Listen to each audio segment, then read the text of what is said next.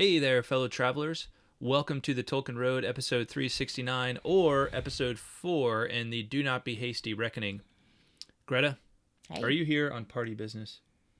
Always. Life is a party. I thought you'd say always. You are always here on party business, that's for sure. It's the only way to live. It's the only way to live. Yeah. You know? I mean, life is just so much better when you're always on party business. That is not a bad philosophy to live by. I like it. Okay, good. Before we begin, we'd like to give a double up air five to our amazing fellowship. Stick 'em up, fellowship. 3, 2, 1. Ooh. Very nice. That was very, very nice. Well synced. Mm-hmm. Special thanks to this episode's executive producers, Kaitlyn of Tea with Tolkien, John R, Melkor27, and KG. Also, a shout out to those celebrating their fellowship anniversary in April of 2024. The 1-year club, KG, Terry S, our 2-year club, KDP, 3-year club, Julia, our 4-year club, Jonathan D, and our 5-year club, Ty M. Thank you all so much for sticking with us over the years. Yes, thank you. All right. In this episode of Do Not Be Hasty, Bilbo's birthday festivities begin as we continue through Book 1, Chapter 1, A Long-Expected Party. We'll take time to envision the layout of the party field and consider the variety of entertainments and meals that made it one of the greatest birthday celebrations of all time. Oh, this is going to be good. How much would you love to have been a part of this? Oh my gosh. Even though it's fiction, how much would you love to just be a part of this party? You know? I mean, like, who wouldn't? Yes. Want to be a part of this or party? Just be there to, like observe. Observe. Yeah. Yes, all of it. Just take it all in. I would have definitely wanted to be there participating, Mm-hmm. like eating the food and dancing and enjoying. I think it would be a tease to be a fly on the wall. Yeah, I can see that. Yeah. This section begins with the words, "Before long the invitations began pouring out," and ends with the words, "and to cheer at every full stop." All right. So, one of the things that I really wanted to understand as we went through this section was just how this is all kind of laid out, where it all actually takes place, because we have maps that are available to us and we have descriptions of where it takes place. So we're going to just do a lot of looking at maps, but I'm going to try to make it as interesting as possible for those of you who are map people like Greta. Thank you. So, anyway, understand this is all for the sake of the party, right? So, the first thing I wanted to really understand at this point was the difference between Hobbiton and Bywater, right? Because we see both of those things mentioned as places, and I think for that we need a larger map of the Shire. So here is the map of the Shire that is a part of Lord of the Rings, and if we zoom in on this just a little bit, let's see here, make it a little bigger there. All right, here we go. So here is the Shire. Here is Hobbiton. Right there. Boom. You with me? There's Hobbiton. All right. Yeah, I see Hobbiton. I'm just trying to see where is this whole thing the Shire? The whole thing is the Shire. Oh, okay. Yeah, the whole thing is the Shire. Okay, gotcha. And then Bywater is this. There's this Bywater pool, and then the town of Bywater, situated just to the southeast of Hobbiton. Right there. Okay. All right. So the hill here is the hill on which Bag End is located, right? At the top of which Bag End is located. Okay. So it's in the northern part of Hobbiton. Of Hobbiton, right? Yeah. Okay. So so that gives us kind of a layout of what is meant between the, when we talk about the Bywater post office. Now that, like, versus Hobbiton. So I guess the Bywater post office would have been the closest post office for the Shire near Hobbiton. But and I don't see anything that can kind of give us a scale on this particular map as far as how far that is, but it doesn't look like it's that far. It's connected by a road, so it makes sense that like Bywater, like Hobbiton, is just kind of like almost might as well be the same town. It's just like one town over. I think depending on the area that you live in, you might have a place that you don't technically live in, but it's so close you feel like you could walk to it, and that feels about right for so Bywater and walkable? Hobbiton. And that, in that day and age, yeah, like, would I want to walk that far? Normally, like, in today with like where everything's connected by roads that are meant for cars, probably not. Okay. But could you walk it? Absolutely. Okay. Yeah. Like you wouldn't need a horse or it something. would take you some time, but yes. Okay. I mean, it'd probably go faster if you had Well, a obviously horse, you go faster. Yeah. Okay. But yeah, I don't see a yeah, there's no scale. I don't see a scale on here that can tell us how far things are apart. But we know that it takes later on. It will take them a couple of it'll take them a couple of days at least to travel from Hobbiton to like the Brandywine River, right, which is over here. Okay. So anyway, that is just a comparison of Hobbiton and Bywater and how they're situated with respect to each other. Okay, so one thing I want to say is there's a sign on Bilbo's door that says no admittance except on party business. This is a serious party. Serious. Right? This is yeah. This is the business mullet of parties. I love right? it. I love it. Yeah. Business in the front, party in the back. Right. They mean business about this party at the same time. So yeah, nice little touch. No admittance except on party business. Kind of feel like I'm failing as a Tolkien fan that I don't have that like on my front door of my house. Right. So maybe that needs to be a thing. Maybe that needs to be a thing that we get. So I would not be opposed. Yeah. I think that's a great idea. All right. Well, let's take the time. Let's read this next passage. So, Greta, do you want to read this that I have? Sure. Right here. One morning, the hobbits woke to find the large field south of Bilbo's front door covered with ropes and poles for tents and pavilions. A special entrance was cut into the bank leading to the road, and wide steps and a large white gate were built there. The 3 hobbit families of Bagshot Row, adjoining the field, were intensely interested and generally envied. Old Gaffer Gamgee stopped even pretending to work in his garden. The tents began to go up. There was a specially large pavilion, so big that the tree that grew in the field was right inside it, and stood proudly near one end, at the head of the chief table. Lanterns were hung on all its branches. More promising still, to the hobbit's mind, an enormous open-air kitchen was erected in the north corner of the field. A draught of cooks, from every inn and eating house for miles around, arrived to supplement the dwarves and other odd folk that were quartered at Bag End. Excitement rose to its height. Yeah, so one note, I think it's a draft of cooks, but I could be wrong. It's DRAUGHT. I think that's supposed to be draft of cooks. What does that mean?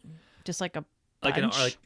like a bunch of cooks, right? Like an army, okay. like an army of cooks. So like they drafted. Yeah, a bunch of cooks. And I think it actually says that in the Reader's Companion that it's draft in the sense of an army, right? That would make more sense than a drought because you don't want a drought of cooks for a big party. You need a party, that's for sure. Yeah, There'd be no good the food. opposite of a drought. Yeah. Exactly. You want a flood. Yeah. So, well, I want to just parse this some because I just find it fascinating to think about how this was all laid out. So here we have, this bigger map that situates Hobbiton within all of the Shire, and shows that even Hobbiton itself is pretty small with respect to all of the Shire, right? I mean, it's a pretty large area, right? Yeah.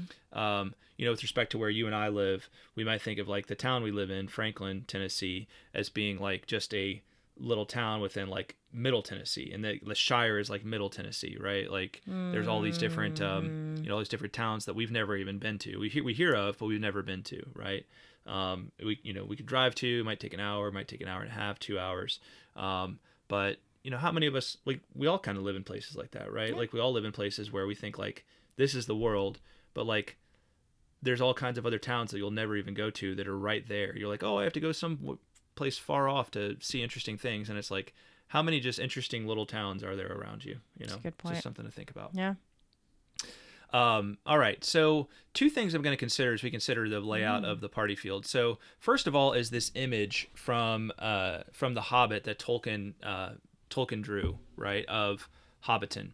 So this would be Hobbiton as it appeared in the time of the Hobbit, right? The book The Hobbit. But we can assume that it looked pretty similar, in Lord of the Rings during the time of Bilbo's birthday party. And then we also have more of a traditional map view, and this comes from Karen Wynne Fonstadt's Atlas of Middle-earth, which I highly recommend. If you if you like maps and really want to kind of like understand the layout of Middle Earth and all these different time periods and different areas and all this kind of thing, the Atlas of Middle Earth is wonderful. It's the best resource that exists for that. So I highly recommend you pick up a copy. This is just one little image from that. So I'm going to use these two images together. Okay. So what we have here is Bag End is where you see this little green door here. That is the door, right? That's the door of Bilbo's and Frodo's home, Bag End, right? Okay. It's called the hill, right? Because it's literally put into like under the top of this hill, right? That overlooks the rest of Hobbiton. You can see like this is looking at it from across the water. That's why this is called the hill, Hobbiton across the water. This is the stream that's running through. One supposes that Sandyman the miller works here at the mill, and so these are some of the different different things that are depicted here. Now, these you'll notice there's really 9 little circles here on lower, like kind of below Bag End in this image, right? These are, I believe, these are supposed to be Bagshot Row, right? So those 3 houses that are, kind of lower down the hill from Bag End, right? And the Gamgees live in one of these, right? They live in one of these homes. Okay. So what's important for this chapter? So when it talks about like the 3 families that lived on Bagshot Row being like the envy of the others, right? It's because they were in such close proximity to this right here, which is the party field. The party field, right? So they had front row seats. Yeah. So they could kind of look out and see like, now they maybe had to like, maybe go up on top of their homes, right, to like look and see what was going on, which is interesting to think about. Like they could probably pretty easily get up there. Yeah. They would have like front row seats to seeing everything that was being set up for this party, right? And that's the party field. This is the party tree right here. The north corner where the kitchen would have been about right here, and then the tent that was set up around the party tree would have been about right here. All right.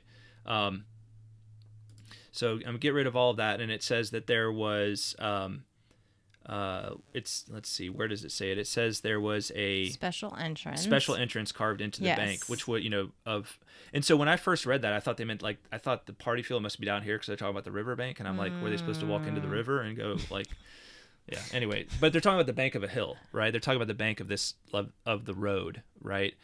So we can kind of surmise that it may have been about right there, or maybe like right there, right? That they walked up and into the party field for this party, right? So they wouldn't have to go up and around. Exactly, right? And you can see here, it's interesting. You can see here that, and this kind of, I think, gives a depiction of how Bilbo was pretty well off, right? Because it looks like all of this probably belongs to him as well. Like these may have been his gardens and everything like that. And here is the entrance to his home, but then this shows kind of like, they have 2 windows in these homes. He has 1, 2, 3, 4, 5, and then one can imagine that maybe there was more around the other side, right? It shows kind of how deep Bag End goes. And then there's this entrance right here, which looks to be a gate that leads up to the door, right? So he's got kind of a long driveway. Yes. Right? Yeah. Okay. So, and he's also got a good view, right? He can look, he's at the top of the hill. He can look out over all of Hobbiton and, really envision, probably see a good way, right? So that special entrance basically it voids people having to use his personal driveway to get to the field. Yes, that's what I believe. Yeah, that makes sense. There's some other interesting things about this picture. Like what's this little? I was wondering what that was. What's this little road? I wonder if that's like kind of the back entrance, for Bag End, right? If there's some kind of, or maybe that's someone else's home. I don't know, but I'm not entirely sure what that is. But we can also look at Fonstad's sort of traditional map view of this, and we can see, here's Bagshot Row, number 1, number 2, number 3. I think it said the Gamgees lived in number 3 Bagshot Row. I can't remember for sure. But we can see like this building right here is the Grange, right? According to Fonstad's map, which I think that has to do with like the granaries, right? You can see the granaries right here, and then the Grange, And then you've got the old farm right here. And then you've got the mill, right? And the mill yard right here. Right on the water. And right on the water, as it's called, right? So creative. Yeah. What a amazing name. And this shows where Fonstad thinks the party gate would have been put in, which is about where I said, So, but the kitchen being right here, the party tree, and the tent around it being right there. It was interesting to me to think like, okay, there is a little, and I'm not sure how accurate the scale is in this image, but there is like a scale of feet here in the lower left-hand corner of this map. And I kind of did the math on this, and I figured that the party field amounts to about 1/4 to 1/3 of an acre. Oh, right. That's a good size. So, our yard that our home is on is about 1/3 of an acre.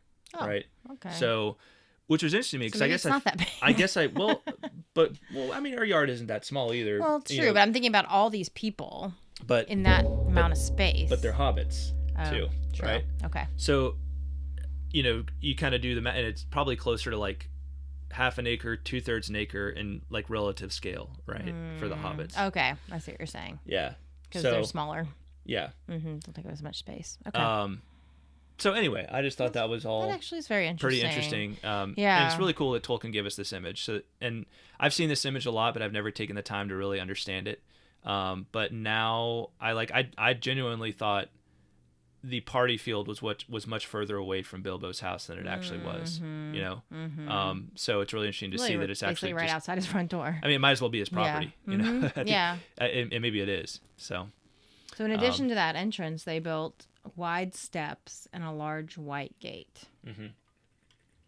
So, I mean, I was just thinking which I thought was cool. Yeah. Yeah, no, that is cool. But I was thinking about, that just shows you the vastness of this party. Because we're like, how many people do you know build special entrances? I know. For their parties. Well, I mean, I feel like people sometimes do that for things like weddings. But even then it's like an archway, or it's like it's not actually like changing the landscape. Like this changed the landscape. Yeah. I guess the point I was getting at was like, I mean, Bilbo is really making it is almost like a wedding reception or something like that. Yeah, it's very like he's going all out. This is much more than any birthday party I've ever been to. Yeah, he's pulling out all the stops. Yeah. Yeah. Which is cool since he's about to play a big trick on everybody. Absolutely. So, why not? Go out big. And bore them to tears with with his with a speech. So, all right. So it says the party was a variety of entertainments rolled into one. Even those not invited showed up, which just again, exactly. It just makes you laugh, right? Yeah. It just seems like everybody was just, this is what hobbits do. They just crash each other's parties and have a good time, right? Bilbo met the guests at the White Gate, and they gave away presents to all and sundry, the latter being those who went by another way and came back in again. Right? So I love this again, like, the image of like them going, getting gifts, then finding a way out, then going back and, finding another way in. It's just wonderful, like, wonderful fun mischief, right? Yeah. It which just seems to define like the best of what hobbits are. Absolutely. So this word sundry, I've certainly heard it plenty of times, but I was interested again, like, what does sundry actually mean? Where does it come from? So here in Merriam-Webster.com, it says including many things of different kinds, right? Which is essentially what I thought it meant. Or it can mean an indeterminate number, usually used in the phrase all and sundry to mean everyone. Okay. Right? Okay. When it's used as a pronoun, right? And I think that's how Tolkien, he uses it all and sundry here. So, but it's funny that he defines the latter being those who went by another way and came back in again, right? Right. So yeah, all and sundry used to mean everyone. And then it says many of the presents that he gave out were magical and had come from the mountain and from Dale. Right. So this brings us to the Reader's Companion, Hammond and Skull, Reader's Companion, right there. And this is obviously a nod to the Hobbit. Yeah. Oh yeah. Dale and the mountain, right? So Dale being the town that was at the foot of the Lonely Mountain, where men lived, and then the dwarves, of course, lived in the mountain in Erebor. So let me read what the Reader's Companion has to say here. The mountain is Erebor, the lonely mountain, and Dale is at its foot. In The Hobbit, Chapter 1, Thorin Oakenshield talks of the days when he lived in Erebor, near the merry town of Dale, where dwarves had leisure to make beautiful things just for the fun of it, not to speak of the most marvelous and magical toys, the like of which is not to be found in the world nowadays. So my grandfather's halls became full of armor and jewels and carvings and cups, and the toy market of Dale was the wonder of the north. So apparently they make pretty cool toys in Dale.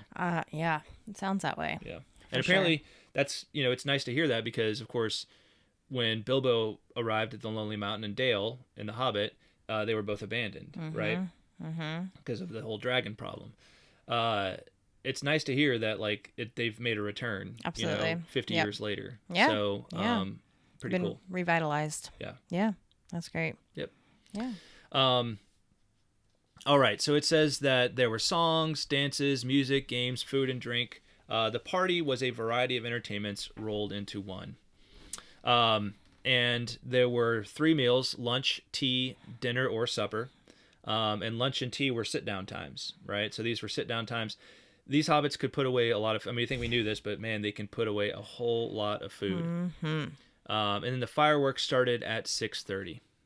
So it must have been dark by then. Yeah, getting dark.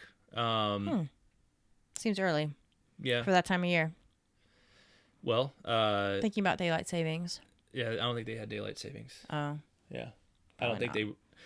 how did they keep time anyway? I mean, with 6:30 is all relative back then anyway. Although maybe that's one of the anachronisms, as we discussed in the last episode, right? Maybe they had clocks. Maybe they did. Why couldn't they have? I mean, they had calendars, so why not clocks? Yeah, well, clocks are probably a little more advanced. Yeah, but maybe they just kept time by the sun. True. Yeah. True. Yeah. Or maybe 6:30 is just supposed to stand for the time when the sun was down. Maybe it's on actual time. Yeah. It's more symbolic. Yeah. Okay. Yeah, maybe. Sunset. All right. Do you want to, let's see. Do you want to read this first part about the fireworks, and I'll read the second? Sure. Right. The fireworks were by Gandalf. Make that a little bigger for you. I have my glasses on. Okay. I was just making it easy. Oh, well, thank you. For me, too. Okay. Yeah. The fireworks were by Gandalf. They were not only brought by him, but designed and made by him. And the special effects, set pieces, and flights of rockets were let off by him. But there was also a generous distribution of squibs, crackers, bacca-wrappers, sparklers, torches, dwarf candles, elf fountains, goblin barkers, and thunderclaps. They were all superb. The art of Gandalf improved with age. There were rockets like a flight of scintillating birds, singing with sweet voices. There were green trees with trunks of dark smoke. Their leaves opened like a whole spring unfolding in a moment, and their shining branches dropped glowing flowers down upon the astonished hobbits, disappearing with a sweet scent just before they touched their upturned faces. There were fountains of butterflies that flew glittering into the trees. There were pillars of colored fires that rose and turned into eagles or sailing ships, or a phalanx of flying swans. There was a red thunderstorm and a shower of yellow rain. There was a forest of silver spears that sprang suddenly into the air with a yell like an embattled army, and came down again into the water with a hiss like 100 hot snakes. And there was also one last surprise in honor of Bilbo, and it startled the hobbits exceedingly as Gandalf intended. The lights went out. A great smoke went up. It shaped itself like a mountain seen in the distance and began to glow at the summit. It spouted green and scarlet flames. Out flew a red golden dragon, not life-size, but terribly lifelike. Fire came from his jaws, his eyes glared down. There was a roar, and he whizzed 3 times over the heads of the crowd. They all ducked, and many fell flat on their faces. The dragon passed like an express train, turned a somersault, and burst over Bywater with a deafening explosion. Tolkien can really write well, and descriptively about fireworks. Oh my gosh, yeah, it truly is art. I know. Yeah. You really can envision this as he's explaining it to us, and it's something to behold. Just beautiful. I think pretty well done depicting this in the films. Yeah, it made me want to watch the movie again. Actually, yeah. reading this, it's like, oh, I want to see this. Yeah, it's really well done in the films for sure.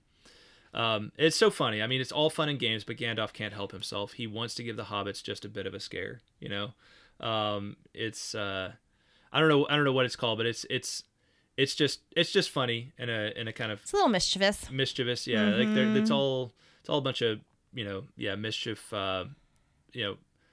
Joyful mischief, I guess you could say. Yeah. You know. Yes. Let's read a little bit more about the different types of fireworks. So last episode we said that we thought a squib was one of the things you throw on the ground and it makes a loud noise. We were wrong. Oh. So check this out. A squib is a small firework which burns with a hissing sound. Right? So a squib is a small firework which burns with a hissing sound. A cracker explodes with a sharp noise. A bacca-wrapper is a firecracker with several folds, which results in a rapid series of explosions. A sparkler is a sparkling, not explosive firework held in the hand. Torch in fireworks parlance is a slow-burning wax candle used to illuminate the area in which fireworks are prepared. Dwarf candles are presumably specialty items made by dwarves or by Gandalf. In general, a candle is a handheld firework, such as a Roman candle, and a fountain is a ground-mounted firework which forms sprays of colored sparks. And that's why I don't move my mouse around. All right, there we go. Glad I didn't stop recording. Okay, so we were wrong about the squibs. Oh, that was a good guess. Yeah, did our best. But a squib is, just so we remember, a squib is a small firework which burns with a hissing sound. So it's all about the sound, I guess. Squib. I guess that's the sound it makes. I don't know. Okay. So which fireworks do you most want to see of these, Greta? Can I control the mouse for a second and go back up? Just don't throw it up into the upper right corner. I won't throw it up in the upper right corner. Okay. I think I'm equally intrigued by the elf fountains and the goblin barkers. Yeah. Maybe even more so the goblin barkers. I know. I'm like, what is a goblin barker, right? It sounds awesome. Yeah. I want to hear the bark of the goblin. Yeah. Right. And then see whatever fireworks it's gonna be spewing out. So what do you think? Obviously, those are loud. You would think the goblin barkers would be loud, but what about the elf fountains? Do you think those are just make more of like a hissing, do they make more like the sound I can't of even imagine water? It's like a hiss, like it's like water. Yeah, like almost sounds like water, right? So it's like a fountain of fire, right? Like beautiful fire, like very. It has to be very graceful, right? It would have to be very graceful, right? Yeah. And maybe the shape is kind of fountainy. Yeah, that's or is what I it was more thinking. About the water sound of it? Maybe both. Okay, right? That's what I was kind of thinking. Is both. Okay. I can't imagine that it has a harsh sound at all. You know, that somehow Gandalf figured out how to make it sound like be appropriate to the appropriately elvish. So. Sounds awesome. I was surprised that a bacca-wrapper is actually a thing. I'd never heard of that. I thought that was a funny name when I read it. So it is an actual thing? Yeah, it says bacca-wrapper is a firecracker multiple folds? with several folds, which results in a rapid series of explosions. Yeah. Okay. This is making me excited for the 4th of July. Yeah, well, it's still several months away. I know, but I can get excited. No, that's true. You can get excited all you want. I can get excited. Yeah. Go ahead. Yeah, so this got me wondering, like, how many people out there are fireworks people? I mean, I like fireworks, but I'm not like I don't get like super excited about fireworks. But are there any of you out there who would consider yourself like a fireworks person? Because I know they exist. Like a couple years ago on 4th of July, we went to a friend's house in another city, and he took us to a neighbor's house, and he said, this neighbor of mine, like, he goes all out on 4th of July. Any opportunity he has to do fireworks, like 4th of July is his Christmas. And like 4th of July is to him as like Christmas is to the Griswolds. Yes, right. Like he goes all out. And I mean, this guy really went all out. It was impressive. You know, and he was just another guy in this neighborhood, right? But at one point towards the end, he set up a propane tank and like was basically doing a blowtorch, just like straight at this huge bonfire. That got a little scary. A little bit, but it was still fortunately nobody got hurt. So nobody got hurt. I think I'm definitely more of a fireworks person than you are. Yeah, for sure. Like I love fireworks. Like I love them. Yeah. And it doesn't, like even just your, typical fireworks, I just love, and I get really excited and emotional. So I can only imagine with these, I mean, I would have been beside myself. It would be awesome. to be there. Yeah, and I get that. I get that there are people who just love, who are like Greta and just like love I just love them. fireworks, get really excited about them, and I'm genuinely interested to understand like why people get super excited about them, and I asked that, like, so I'm like, drop a comment, like drop a comment, and just, if you're a fireworks person, if you're a person who's just like fireworks, yes, like drop us a comment and just tell us why. Like I think it's cool. I'm just interested to understand, like, you know, sort of the mindset. You have an uncle who I think is very much a fireworks person too. Like the last time we visited him and his wife, I feel like every time we go there, it's like, oh, you guys want to do some fireworks, you know? So. Yeah. I mean, you know, it's funny because I would definitely not consider myself a pyro. Like fire, I actually find very scary. But fireworks, I think it's just a combination of the noise and the colors. And I don't know, maybe it's also just as an American, like, you know, we associate them with freedom, right? So there's like a little bit of an emotional component to them too. But yeah, I would love to hear what other people think. Like, why do they love them so much? Or those that do love them, why do you love them? Yeah. Right on. All right. So supper. There were 144 guests invited to the pavilion. So in the pavilion being this like special tent that was constructed around the party tree. You know, so these are the people who were kind of that's like the special area, and they're special because they get to eat supper sitting down, I guess, and also they get to hear Bilbo's speech, which they probably don't feel very special about. But it's one gross. Tolkien can't help himself with the word fun, right? All the names that are listed of all the different Hobbit families, they're so good. Like so good. They're just they're wonderful, right? Let's just consider these for a moment here. All right. Where are we? We have the Burrowses, the Bolgers, the Bracegirdles, the Brockhouses, the Goodbodies, Hornblowers, and Proudfoots. You know, Proudfoots, of course, being probably the best of all those names. The Hornblowers, I just think about, like, of course, I'm a big fan of the Horatio Hornblower books. So it's funny to me to see that name listed there. It was always a funny name for me, like that this, like, you know, great sea captain figure in these historical novels, which are really not like any funny at all. The last name was Hornblower, but like, I don't know. For me, these names have a humorous ring to them, but in fact, they're like, I think they're very normal names, and especially in England, right? A lot of them are, at least, right? Yeah. Anyway, if we have any listeners that actually have any of these last names, we'd love to hear from you, or watch viewers. I think it's very interesting. I just think about, like, you know, the name Hornblower, like, so the family gets its name from, I guess the person was the person who blew the horn, like for the important people in front of them or something like that. Of course, blowing horns within the legendarium of Middle-earth is actually a very significant thing, right? For sure. We'll get to a couple of points in the story where the blowing of horns is a very, very important event. So I think it's also important to make note of the fact that the Sackville Bagginses were not forgotten. And when I read that, I'll be honest, I was a little upset. Like, I kind of really wanted them to be excluded. I don't know what that says about me, as a person, you know, which is probably not a great thing. But hats off to Bilbo for not holding grudges. Well, it's just one of those things, you know, you just can't, you can't, you just can't, like, deny family when it comes to, like, these big sorts of events like this, right? You know, you have to put all of the, like, everything aside and just be like, they're family, right? You know, blood is thicker than water, you know, it is what it is. Yeah. So. Which was probably Bilbo's rationale in inviting them. But I think it's funny that the reason that the Sackville Bagginses actually showed up was because of the invitation. Like, it didn't have anything to do with blood is thicker than water. None of that. It was just the invitation was written in gold ink and was really impressive. So they're like, okay, we'll go. Maybe they were thinking, like, oh, we're going to get something out of this.